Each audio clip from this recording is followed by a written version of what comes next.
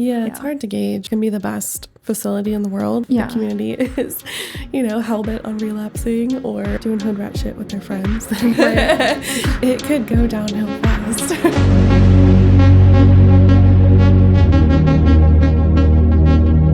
This is the Atomic Souls podcast. Oh, yeah? And That's good. Yeah, it's good, but it's dehydrating. My boyfriend, Julian and I, we live together. He's always trying to get me to take creatine. Yeah. And I didn't have anything against creatine. It's like extremely studied and probably good for anyone who lives and breathes. But I just haven't gotten around to it yet. It's disgusting to take. I need to find a different brand or something because I put it in milk this morning because I had nothing else. I usually do orange juice, creatine. I did. It was really hard to drink. It was not good. Mixed together was bad. Anyways, I'm dehydrated from that and the coffee. What not to do? Creatine and milk. Yeah, what are chemists' thoughts on that? Actually, I have tested creatine for potency with HPLC. And in the dilution part, after extraction, it always gunks up and gets stuck in the filters.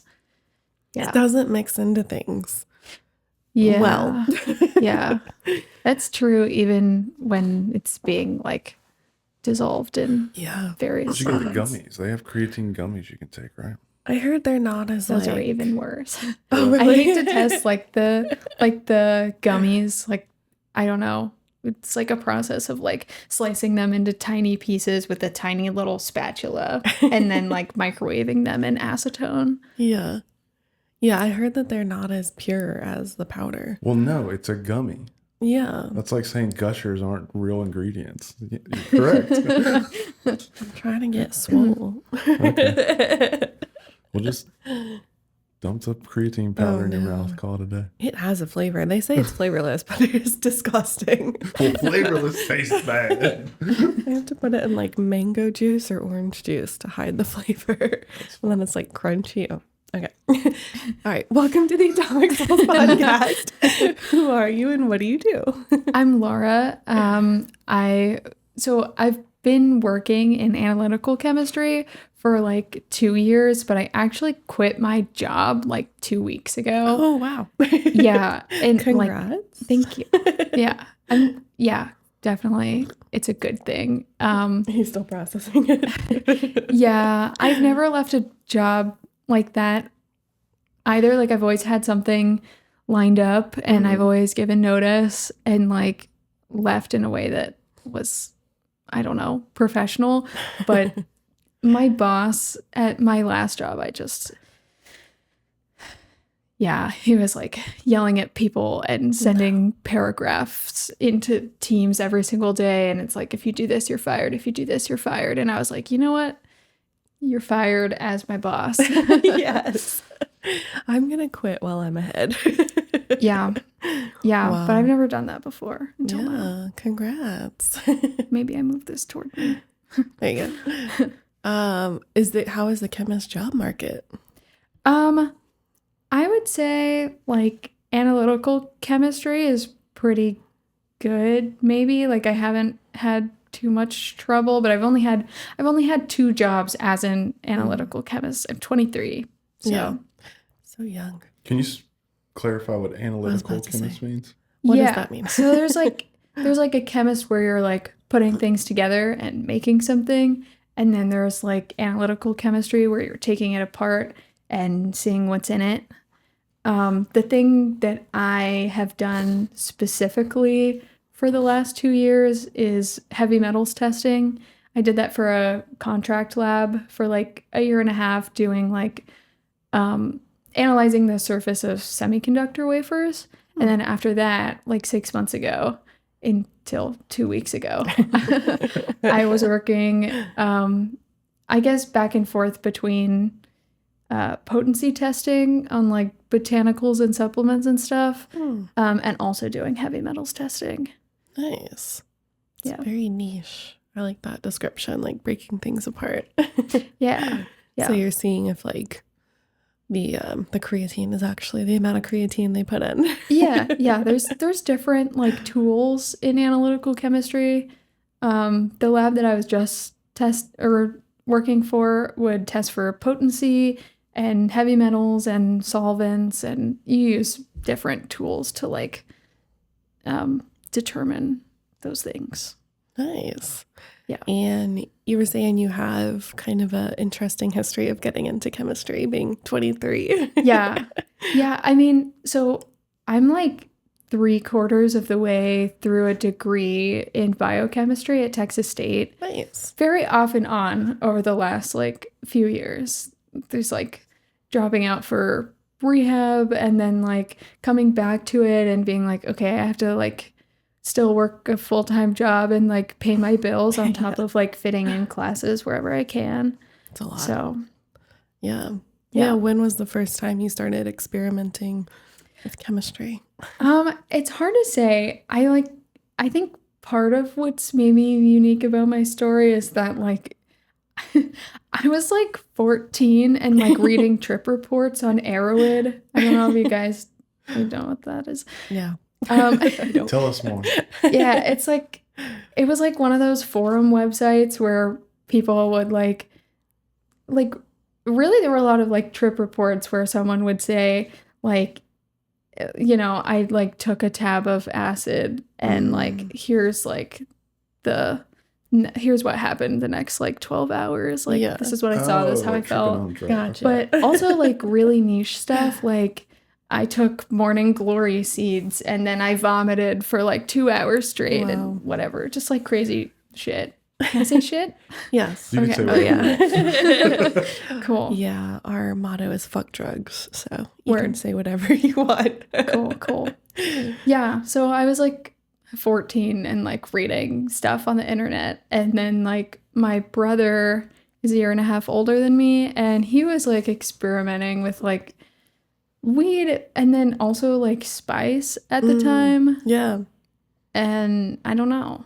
Which is now like Delta variants. Is that the same? That's something that people like get confused a lot. Like synthetic cannabinoids are their own thing. Okay. It's not the same as like Delta 8, Delta 9. Okay. That kind of thing. Interesting. What's the difference? Because so spice is the synthetic cannabinoids? Okay. Right.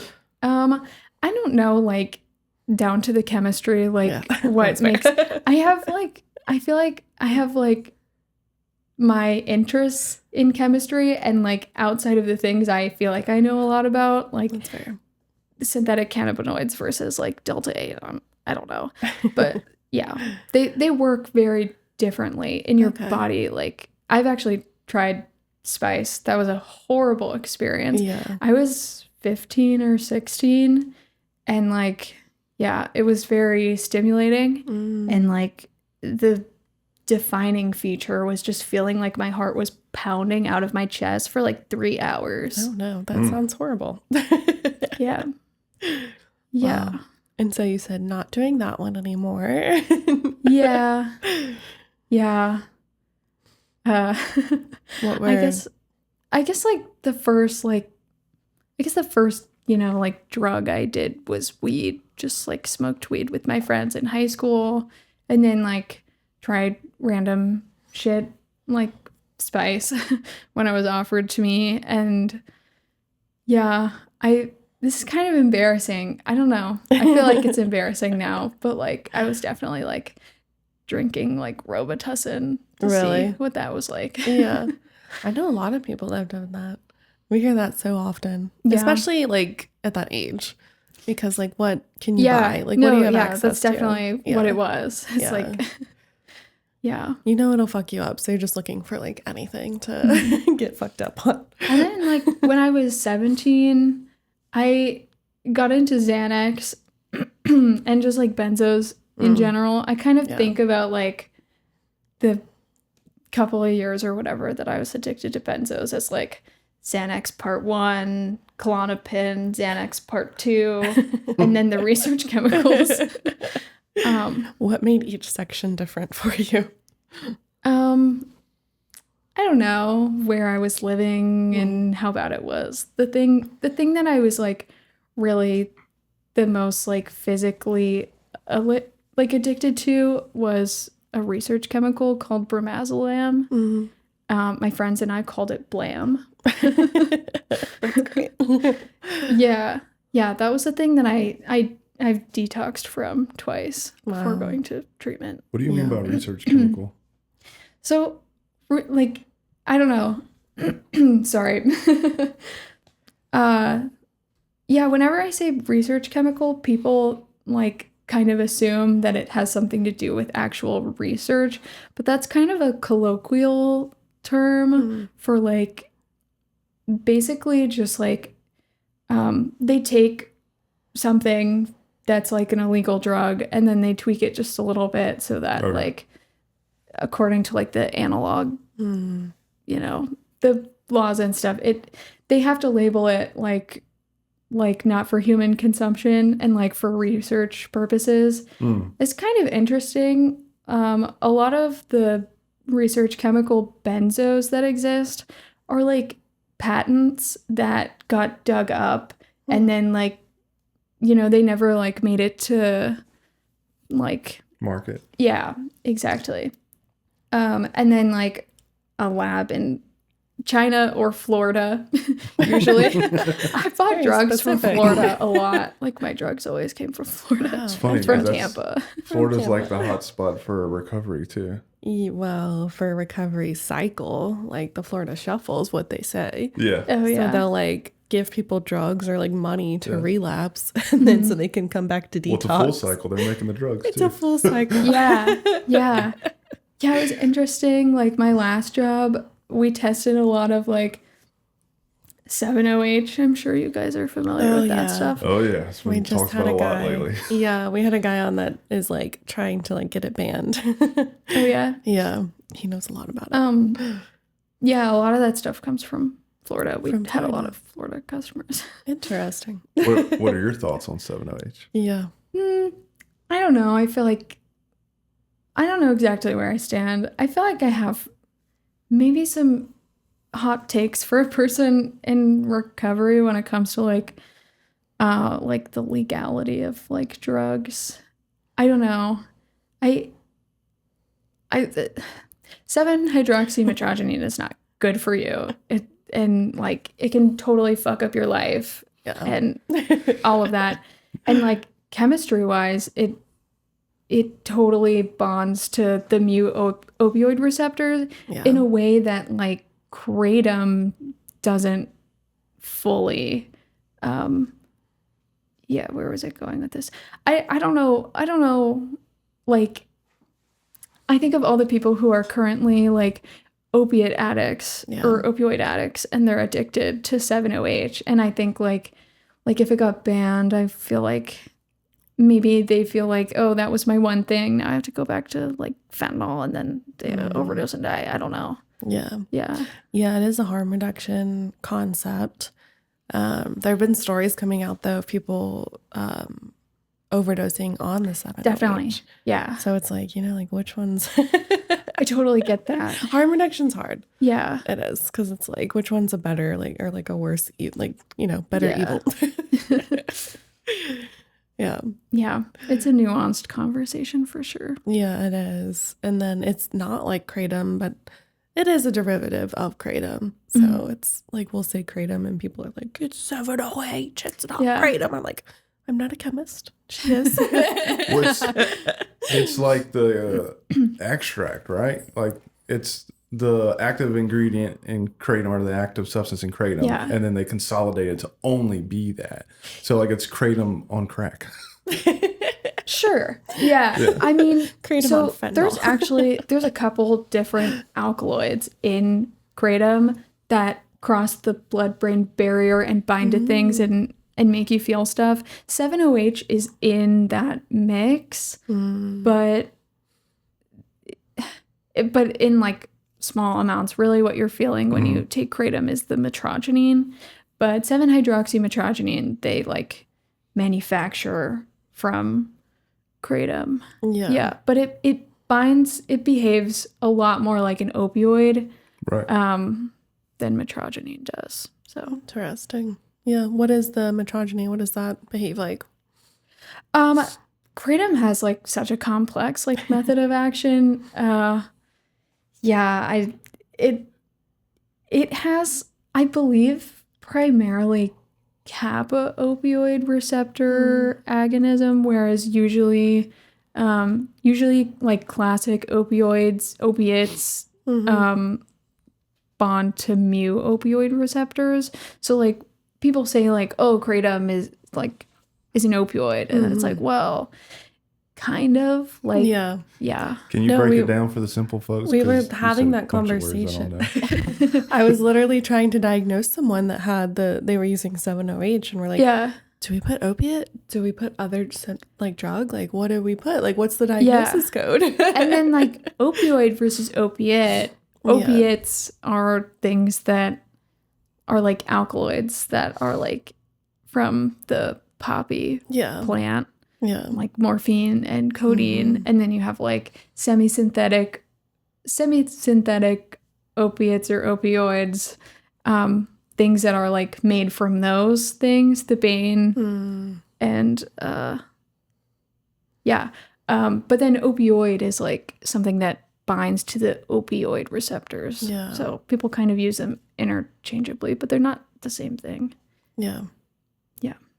I don't know if that answered a question. A little bit. Yeah. Answered my question. It's like you get further and further from the natural substance, but it gets more and more acute at its ability to bind and fuck you up. Probably. Yeah. Yeah, I mean, like,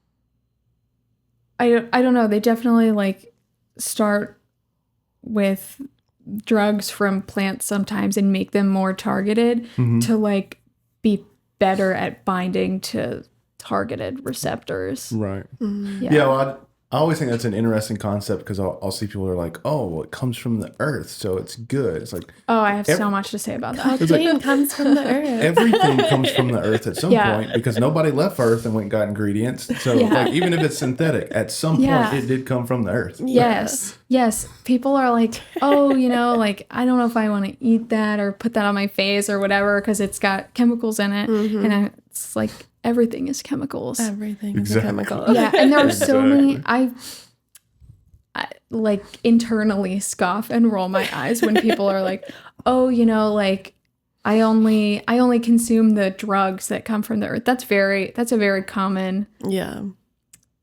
Like, oh, and so you it's do 'em all. like other things. Yeah. It's like, okay, well, you got the coca leaf. Cocaine is a natural alkaloid. Like, Right. yeah. So is like, you have like belladonna and like arsenic and cyanide. Those things are natural. Right. You should take those. Yeah. We'll get people that are like, oh, you can't use Febreze. That's terrible for you. I'm like, you're a heroin addict. It's going to be okay. Literally. You've done meth. Like, you're fine. Yeah. Yeah. That's funny to me. Yeah, it's like you start working on yourself and all of a sudden you care about what chemicals are going in your body. Yeah, for real. Around you. I feel like I need to clear my throat away from You're the good. mic. Get some water. Yeah, get some water. Yeah. It gets dry in this office. It does. The AC, for whatever reason, like, we designed this so this would be the most air-conditioned room, like right off of the main vent. And I guess it blows so hard that it just passes us up. So all the air conditioning goes to the other rooms. I think it's dry and hot in here. It does. I'm usually cold, so I'm content with the temperature. Same. So it really settles in here nicely if you're cold all the time. Yeah, I feel like I radiate heat. So I just sit here by myself steaming. Yeah, any more thoughts on like the natural versus like chemical conversation and argument? I don't know. I guess I can understand like people who say that because they're like, concerned about like other drugs being like contaminated with other things. Yeah, but beyond that, I don't get it. I would get that a lot. When I first started, people would say that about weed because I feel like weed comes in waves. People are like really into it and then they're really not into it. And there was a wave probably like 8 years ago where people were like, it's natural. Maybe when it was like becoming legalized or not, like the whole conversation. I was like, cocaine is natural too. Like, what are you talking? Like, I've been to Peru. I've seen it. Like, it's just not an argument that makes sense. Right. Yeah, I mean, I haven't been drinking a lot of kava lately, but really that's usually like my one thing. Yeah. Can you explain what that is? I've heard a few people here and there drink it. But yeah, it's not really like a common known substance. Yeah. Kava is one of the things that I would say I know like a lot about. Like the things, the various drugs I've been into, like those are the things I feel like I know the most about. But yeah. Kava is a root that comes from the Pacific Islands. People have been drinking it for like hundreds of years, but New Zealand, Fiji, Vanuatu, Samoa, like all those the Pacific Islands. Yeah.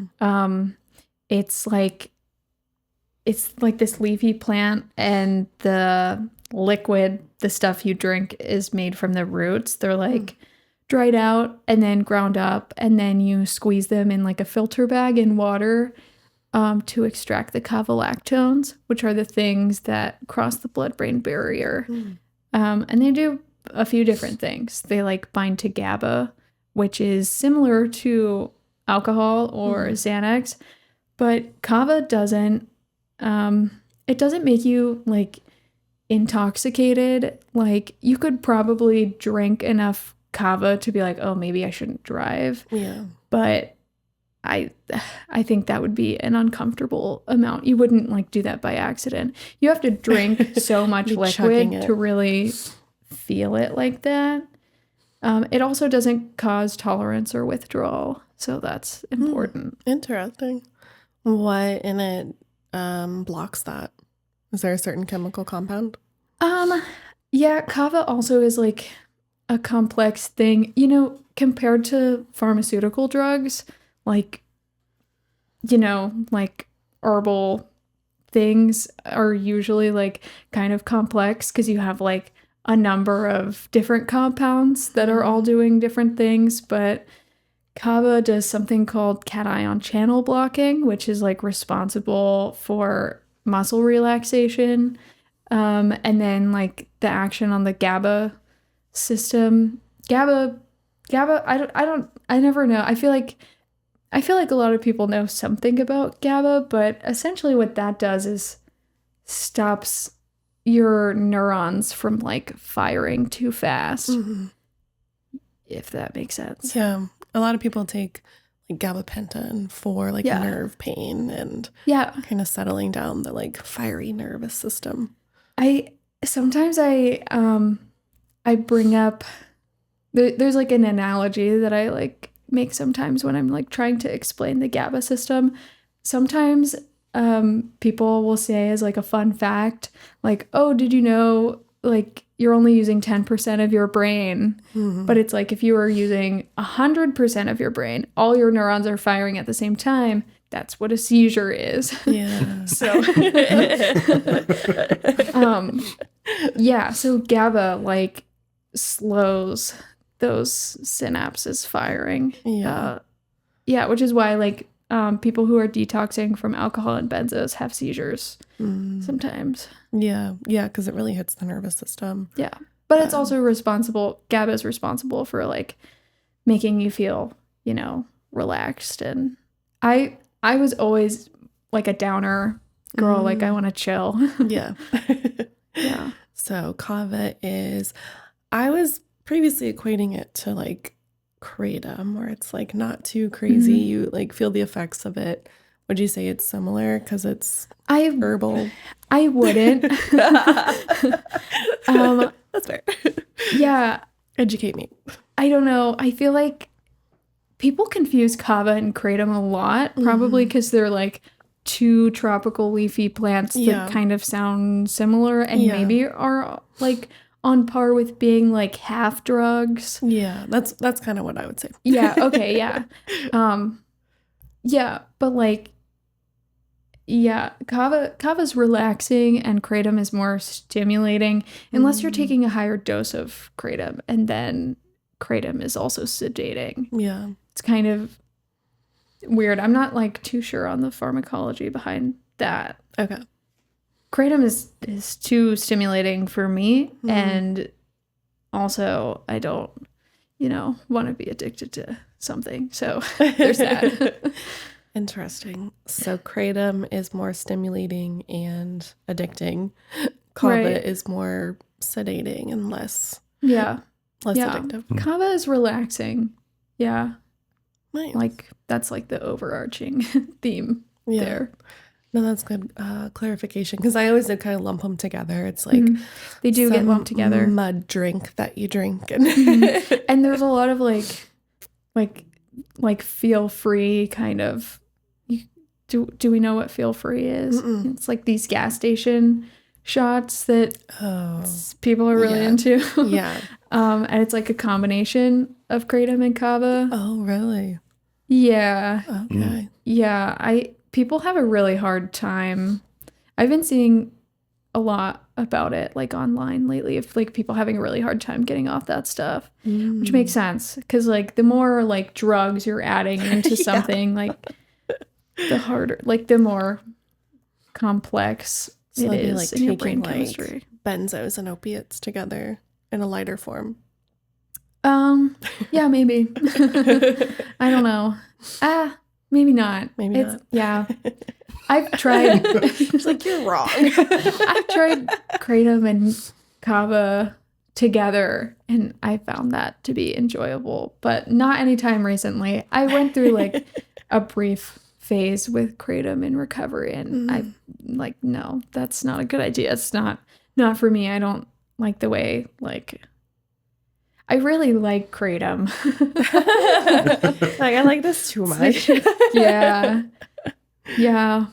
And kratom, I would say, is definitely more dangerous than kava in terms of like people have died after taking kratom. I think that maybe like there's a lot of people online who like would strongly disagree with that and say, you can drink as much kratom and you'll just like puke it up and whatever. And for the vast majority of people, I think that's definitely true. And like the old form, the like right. tea form, yeah. But kratom interacts with a lot more like medications. And so like if you have any kind of like if you're taking antipsychotics, well, you probably shouldn't have kratom or kava, but like the risk I think is like greater with kratom for like combining, if you were to combine stuff with meds. Yeah. Yeah, because I would imagine like the opiate stuff would be more sedating and have bigger interaction. I think there's like two big adverse reactions that people usually have with kratom, and they're like either like heart related, like underlying heart condition, or like interaction with like heart, meds that are like speeding things up or slowing things down. Right. And then I think it definitely lowers the seizure threshold. So like a good number of people have had kratom related seizures. So just something to keep in mind. Yeah. Interesting. And then you've researched kava. What are there like any negative side effects or things to look out for with kava?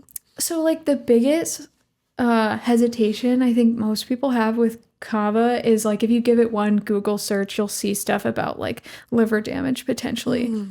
But what happened was in like the 90s, kava started making its way, out of like just this bubble of like the Pacific Islands into like Europe and America. And people were taking like extracts made with like alcohol and like acetone, even hexane, I think, just really strong solvents that you shouldn't be drinking like regardless. Yeah. And there were people who had like liver problems from that, but it's actually been proven multiple times in like a couple of different reviews by the World Health Organization that kava probably does not. Allegedly. Yeah, probably does not like have, hepatotoxicity, liver toxicity. And it's been studied actually in vitro, like in petri dishes, that like it's not toxic to liver cells. So it was what they were mixing it That's with. been like debunked over and over again, Yeah. but it's still like banned in most or all of Europe.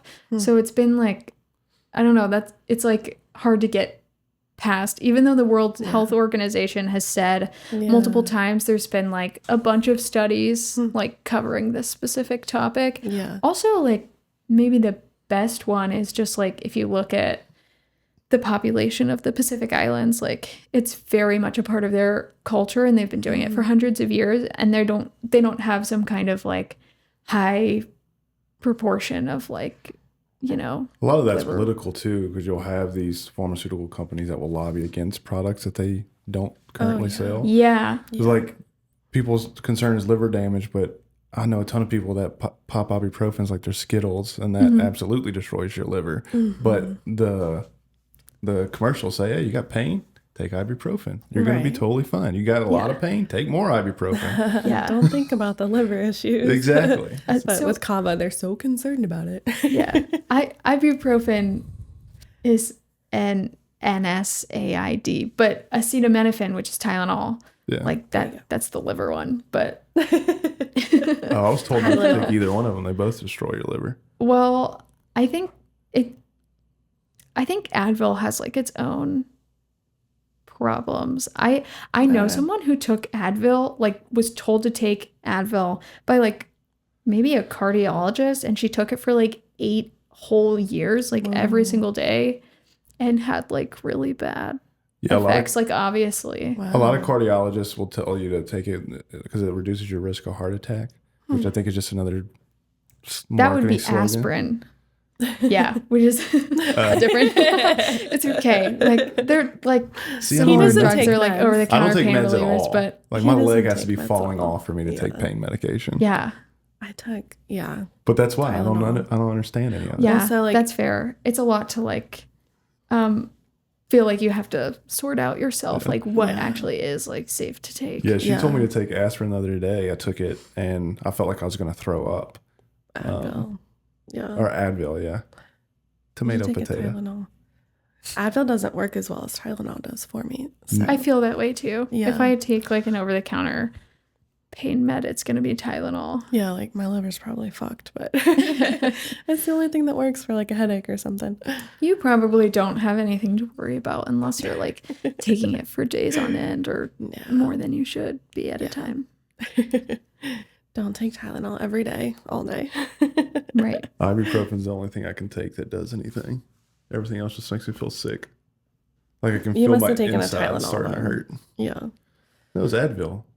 On an empty stomach. Yeah, that'll fuck you up on an empty stomach. Oh, my stomach's never empty. I didn't get this big on accident. Yeah, anything I take on an empty stomach will mess me up. Me too. Creatine and milk, don't do it. Yeah. Could you tell us a little bit about like your recovery journey? Because I'm kind of curious of that. Like, Yeah. what made you decide, hey, I should probably do something about this? So like I said, the thing that I was physically addicted to was Bramazolam, a research chemical benzo. Blam. It's actually, Blam. Lovingly referred to as Blam.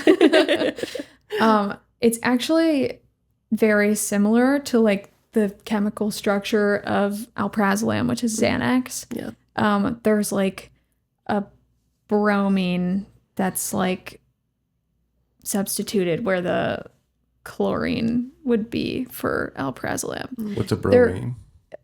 An atom on a substituent. To me, that's just like two dudes sharing funny pictures of bromine. Bromine, like the element. Blam, the bro. That's funny though. I bro like that. Blam. Yeah, you can just, similar to Xanax, longer lasting and, very easy for me to get my grubby little hands on. Okay. I would use cash at a Bitcoin ATM, like near where I was living in San Marcos at the time. And then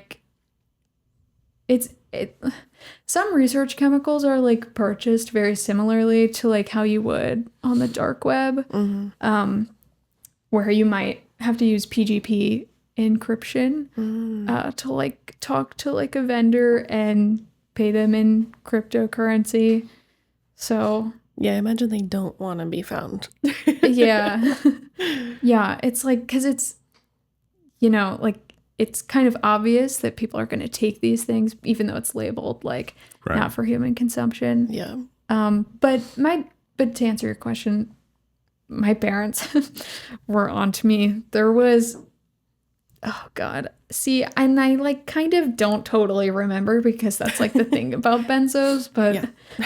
The Blam was working. I think it was The brain was blammed. Father's Day. Oh, And no. my parents drove to San Marcos and we were supposed to eat together, but I just was feeling so sick. I ate half a piece of bread and went to the Kirby Lane bathroom to puke. Oh no. I was obviously clearly in rough shape or whatever. So my parents told me later on after I had been to treatment and stuff that they thought I either was very sick, something terrible, cancer or something, or a drug addict. Yeah. Right. Can only be one of those two things. Right. Yeah. So there was one morning that my mom was trying to get a hold of me and I wasn't awake, and I was actually staying on the Texas State campus at the time during the summer semester, and I hadn't been going to class, and yeah, she had called me a bunch of times. I didn't answer because I was knocked the fuck out off the Blam. Yeah. Yeah, and so I guess the RA or whatever came and pounded on my dorm. Sorry, I think I need a sip of water. We need a Losing my voice. humidifier in here. Humidifier. Allergies. Yeah, so my mom wasn't able to get a hold of me, and so she had called the RA, so someone from my dorm was pounding on my door, and then I was oh, what the fuck? Yeah. And I don't know, then I talked to my parents on the phone. I was I'm alive, I'm fine. And they were basically okay, we're coming to San Marcos to pick you up right now because there's something wrong with you and you need help. And I was okay. My parents are on the way. They have an hour before they get here. It's time to take a massive dose of Bramazolam. And I went and I got I think I got a matcha and a croissant, a chocolate croissant. Yeah. I remember that part because I was I need to I don't know, have an enjoyable moment before I probably am going to be taken to rehab. And then that is what happened. Yeah, and they dropped me off at Detox. My dad's brother was an addict, so I guess he knew what to do. He was this is not cancer. Yeah. This is drug. So did you do treatment locally? Yeah. Should I say where I went? Sure. I went to the Arbor. Okay. Yeah. I would say I had a great experience there, but I don't know. I just wasn't. I was 19. I was not quite ready. Yeah. So That's not an uncommon. Yeah, story. it could be the best program in the world, and if you're not ready for it, then Which the Arbor's pretty good. I mean, everybody great. that we The talk Arbor- to has yeah. fantastic experience there. Yeah, really great people, and definitely a lot of actual recovery there for sure. yeah. But yeah, I was in sober living, and my parents were you know, like I had to drop out of college and I was like I felt like I had lost my purpose. Yeah. And I was like, yeah, I'm never going to be able to like go back to school. This is just my life. Now I went back to like the barbecue restaurant that I had worked at through high school. Really? Yeah. That's What? I was so before you had walked in, I was telling Rachel that you remind me of my little cousin, Audrey, and she works at a barbecue restaurant. Oh, really? Same vibes. That barbecue restaurant, like when I worked there in high school, yeah, they would just like force feed me drugs and alcohol. Oh no. Like it doesn't exist anymore. So yeah, it closed. That's good. But I don't know. Yeah, that was kind of a bizarre place, and like you leave and like people would always end up coming back. Like working at the barbecue restaurant again felt like a relapse. Bad environment. Where am I with my life right now? Yeah. I think about it now, and like people were like, you know, giving me like weed and alcohol and whatever. Yeah. And everyone was definitely older than me. They were like in their late 20s, and I was like, I'm 17.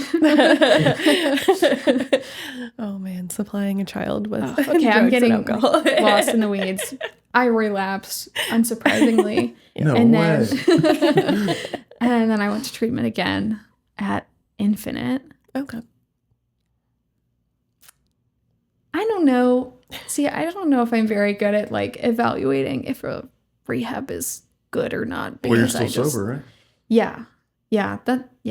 That's important. That's a good telltale. Yeah. I don't know. Infinite's very like hardcore AA. I ended up being a assistant house manager for them for a bit, Okay. and like they were like upset with me for like doing NA step work like in front of clients, and then like it was a thing another time because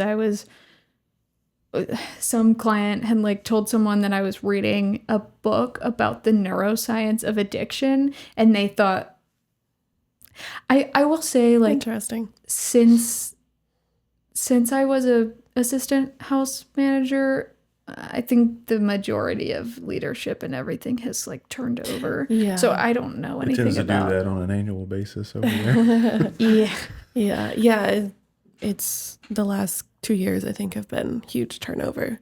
So Yeah. it's probably very different now. Yeah. Which is like, you know, unfortunate. I hope everyone involved in that is like doing well and everything. But Yeah, it for didn't sure. really feel like there was a lot of recovery from like the group that I went through with. But that doesn't always say anything like about the treatment facility itself. Like it could just be The Yeah. community Yeah. that was there at You the know. time. Yeah, it's Yeah. hard to gauge because, again, it can be the best facility in the world, but if Yeah. the community is, hell-bent on relapsing or Yeah. whatnot, Yeah. or being, doing hood rat shit with their friends, then it could go downhill fast.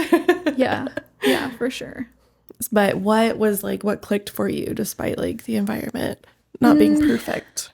So one of the people that I had gotten super close to at the Arbor, people in the recovery space might have known her. Her name is Kennedy Arentz. She and I were really close and like had been through like sobriety and relapse and sobriety together, and like she had relapsed maybe a couple more times than me, but yeah, she passed away of a heroin overdose. And like Sorry. really, that was brutal. That just like Yeah. ripped my heart out, and I just was like hit with like the reality of like, I don't know, I think I had felt before like like I'm young, and so like I still have like good partying years like ahead of me. I don't Yeah. need to worry about this. I don't need to deal with anything until I'm like Yeah. older. And I felt like being in treatment with people who were always older than me like made me like reinforced that. No one ever said like, oh, you know, you're like too young to get sober. Yeah. Like, but I felt like people expected me to fail, but that Right. was probably like my own self-perception. Yeah. But then like one of my close friends dying just, just like Reality. flipped my whole Yeah. point of view of like, okay, this is not something I want to, there's so much. And like, I've known, you know, a good handful of other people who I went to treatment with or met in sober living that have passed away. Just I'm sure, you know, we all have, there's just so much death. Yeah. There really is so much death. It is just.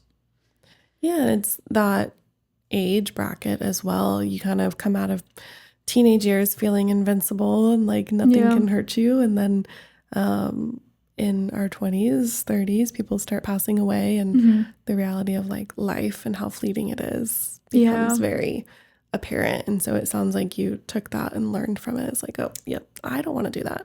Yeah. And like, like I said, there were, you know, some other people that I knew who also like OD'd and died, and like,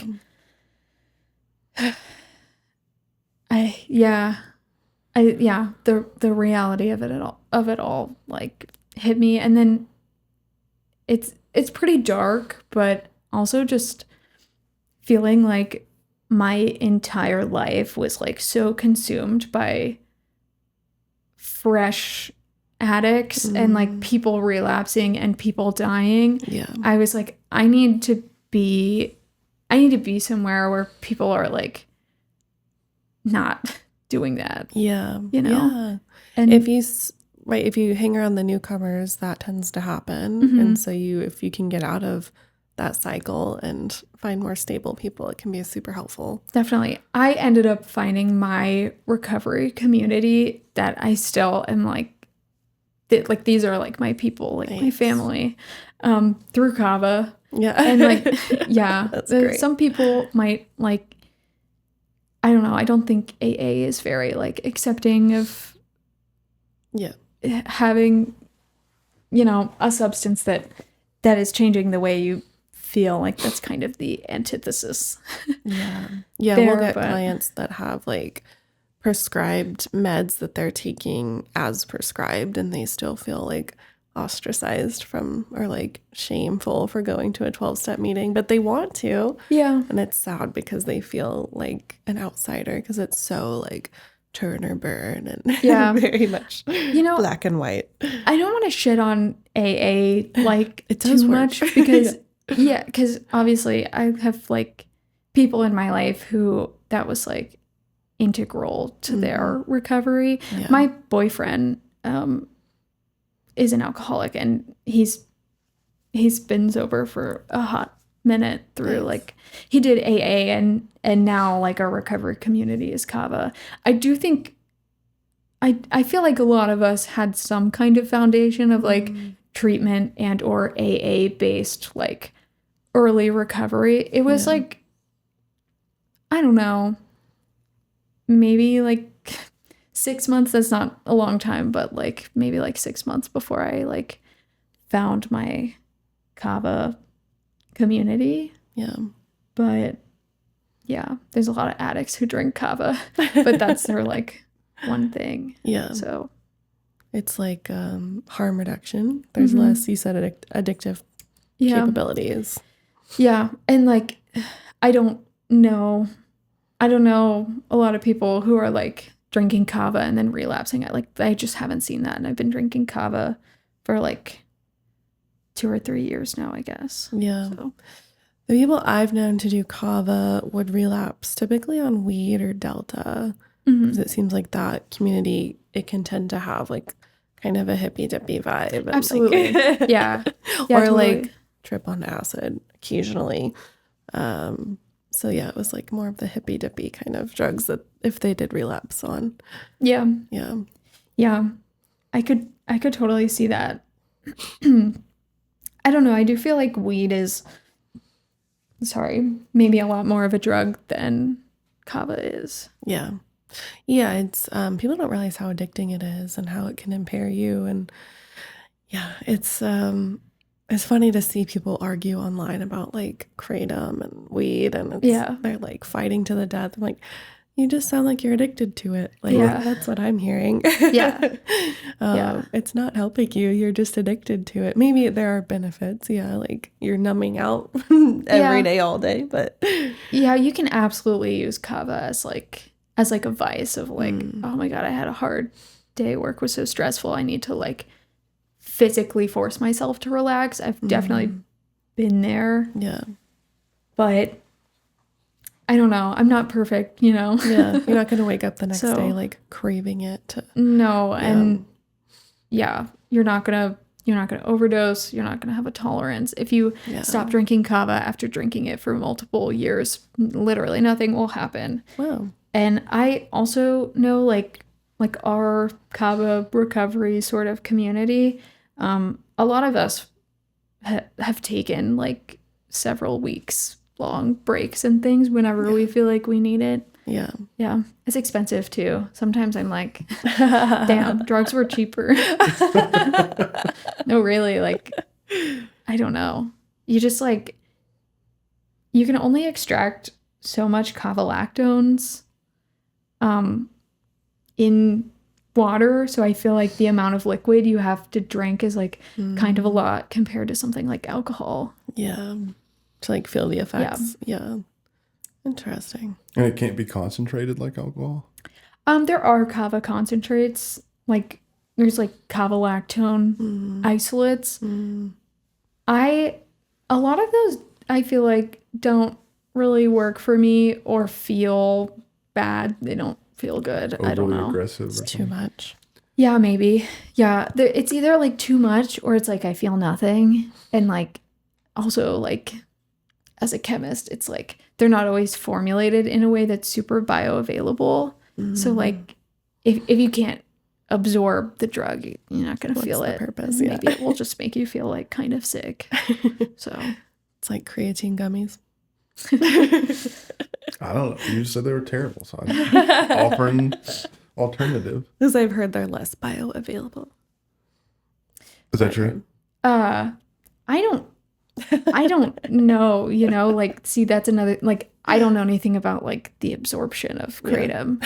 Like, I can tell you about kava-lactones, I can tell you about Blam, and also, like, she knows what she does. A decent amount about opiates. There was another thing that I did, but I'm a little nervous to, like, you don't have like legal implications if I say. You gotta say it now. Whatever. We got an edit button. Okay, if we need to. Cool. I was definitely making flake opium in my dorm, like while I was like majoring in biochemistry at Texas State. Yeah. We'll just bleep that whole section up. Just so you don't get kicked out of school. Yeah. I didn't really think about that. I doubt, what are the odds that... All right, 52 minutes. I'll cut it out. What is flake opium? So it's like, basically, I had a friend, like, online. I had a lot of, like, online friends who were, like... Sounds like it. drug nerds or selling something or, like, whatever. I think it's a generational thing. Everybody in your generation is very online. I'm younger millennials. I had some online friends, but it was still like frowned upon.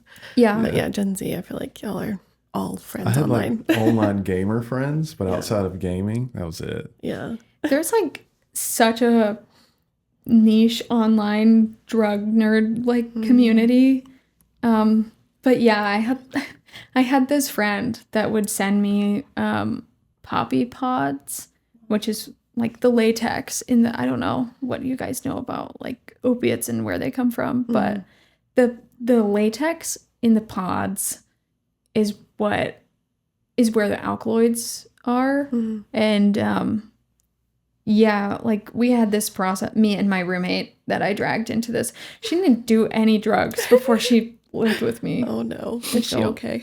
Bad about that. I hope so. I haven't really kept like in touch. When we met, I like brought her a joint as like a peace offering. I was like, hello, I'm Laura, I'm your roommate. Here's a joint. She's like, I don't really smoke weed. You will. Now you do. Yeah, Oh, She would have learned some point. It'd be all right. yeah. Yeah, Her own- she made the choice. you know, kind of help me out. But like Peer I had pressure. a process of like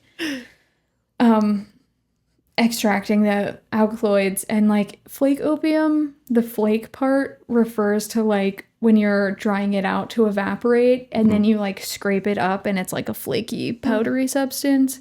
You don't like burn opium directly, you have to heat it indirectly, so we would like sprinkle it on like a bowl or whatever. Yeah. Yep.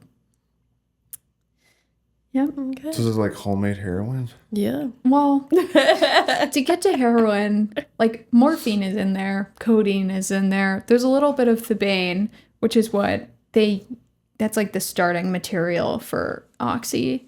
But morphine would have to be like isolated and then acetylized. You need something called acetic anhydride. It's very hard to get to take it from morphine to diacetylmorphine, which is heroin. Yeah. Yeah. So you're lacing your own bowls. Yes. All right. Yeah. I had a friend who's like naive to drugs, and they were like, yeah, our friend back in wherever they lived, they would grow poppy flowers and drink it. And I was like, that's drugs. And they were like, what? What do you mean, Did you what? not That's know? crazy. Yeah. I was like, that's like the pathway to heroin. They were like, what? Yeah. So Yeah. just like did not understand Yeah. where that came from. Most people don't know much about poppy. Like, it was tea. And I was like, no, a very strong tea. Yeah. Yeah. I feel like I went like, I did such a deep dive. I was so interested in like opiates in like a conceptual chemistry way. And Yeah. like, I really wanted to like, I had the things that I needed. At the time that my parents cleared out my dorm, I'm sure they found lots of weird things they didn't. They're like, what the fuck is this funnel covered in? And like the things I needed to like isolate morphine, but I never actually got that far. It's just the flake opium. But the thing is, you really just like can't make enough. I couldn't make enough to be like really physically addicted to it. Like I enjoyed it and I did it semi-frequently when I had it, but Yeah. the volume just like wasn't there. Also, opium is like weak as a drug. Like it takes like the most opium, and then like morphine like by itself, like it obviously takes less than that because that's just like the isolated compound, and then heroin is a bunch times more stronger than morphine, so it takes even smaller amounts of that. Does that make sense? Like Yeah. potency wise. Yeah. Yeah. Yeah. I'm learning a lot. Uh-oh. So do you Don't think make drugs after watching this. Do you think that, I'm curious, did you make drugs because you wanted to do drugs, or did you do drugs just because that was kind of like the end point of making them and you were just intrigued with the chemistry of it? I think Because it seems like when you talk somewhere about in it, between. like, yeah, Both. you're kind of like fixated on the making of it. And Yeah, it's just like, I was definitely very into that. I did a lot of like reading and like, you know, chatting back and forth with people online or in like forums that I won't name that exist solely for the purpose of discussing clandestine chemistry. Like I've read a lot about like the making of the drugs because I think it comes down to like I like the way that drugs make me feel, but it's also just like a fascinating concept of like just the ability for these tiny non-polar, usually like molecules to cross the blood-brain barrier. Like what makes them, you know, like bind to receptors. I'm like interested in like the pharmacology and just like the why, you know, how does this affect consciousness? Yeah. it's really cool. You are working on a biochemistry degree. What is your goal to like, what do you want to do with that in life? The original goal is like, I don't know. I was like, I guess I knew I wanted to do chemistry in school because I did really fucking well in chemistry in high school. And I was like kind of a shitty, student, but chemistry, I made like a 99 for the year in chemistry. And I was like, this is something I actually care about. And I can tie this into like things I'm already interested in. So like, So like I can, if you like have like the context, like the framework of like being interested in something, it's like, easy to like have the motivation to study it. Yeah. So I majored in biochemistry and I was like, well, maybe I'll get like a master's in medicinal chemistry, or maybe I'll do, like drug design, do research on maybe psychedelics, and I don't know. That was the original plan. I feel like now, like, the goal right now is to finish my degree, because this is like a project I started like when I was 18, obviously, and I'm like, I want to get it finished. Yeah. But after that, maybe I will get a master's degree. I think if I was going to go on to like research, I think I would want to do like drug development for like rare diseases and stuff. That's cool. Yeah. You should definitely do a master's degree. Yeah, that would be important. It's very rare that I advocate for school, but I feel like that's why I'm like, what? I'm speechless. I'm very against college in most scenarios, but Me too. with you, it sounds very applicable. I don't feel the need to go to school because I feel like the return on some kind of investment or something, I think nowadays it's like increasingly like less and less. It's like it just gets more expensive. And also, as a person who's been like, I've been working a job since I was in high school, experience is really the most important thing. I started as a lab assistant in a microbiology lab. Yeah. And then that led me to a job. I found this tiny lab with a bunch of like old people and I called them on the phone and I was like, will you hire me as a chemist? And they said, sure, here's a lab coat. We'll teach you how to use these analytical tools. Wow. And then after I had a year and a half of experience as an analytical chemist, I got another job in analytical chemistry. And I did that, obviously without a degree. Yeah. But my like desire for like school is because I need to know and I need to finish this project I started and I have an interest in chemistry. Yeah. And it's not some kind of like, oh, I need like a return on this investment or whatever. Well, it's in a particular field like what you're talking about. I think you gain a lot of access via That's academics. True. Yeah, definitely. Especially master's degrees. Right. And that's why I say for you, it sounds like it'd be extremely applicable. Not that you couldn't work in the field, but your access to like higher echelon of the field. Yeah, if you want to do research, Yeah. You got to be involved with like a school and stuff. So Right. Yeah. Master's is fun. I got all A's and I was usually like a C/D student throughout the rest of my schooling. Wow. Sweet. But it's because I cared about it. And I was like, you know what? I like what I'm learning about. And I totally get that. didn't just half-ass it. Yeah. And so, I'm a pro master's degree. But keep your expectations low on like the job market afterwards. Yeah. Got out and was like, here's $40,000. I was like, oh, great. Yeah. Cool. Like, Yeah. I know people without degrees making twice that. It's such a privilege to be able to go to school in the first place. Yeah.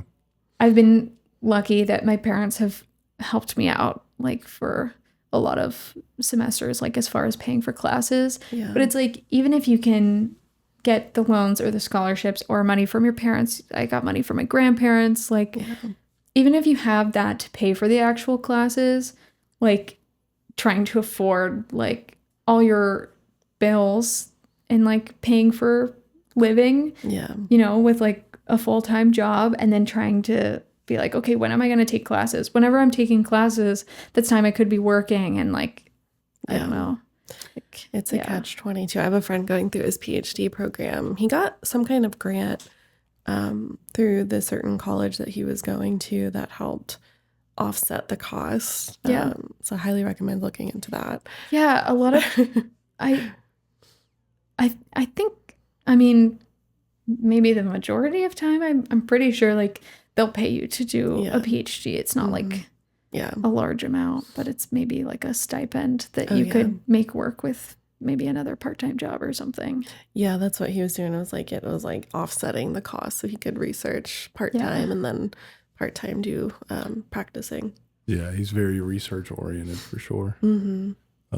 I think with college, back to what you were saying a second ago, you're trying to make sense of it of like, well, instead of going to class, it could be working and making money. I think having a very specific goal that you're working towards is very important. Definitely.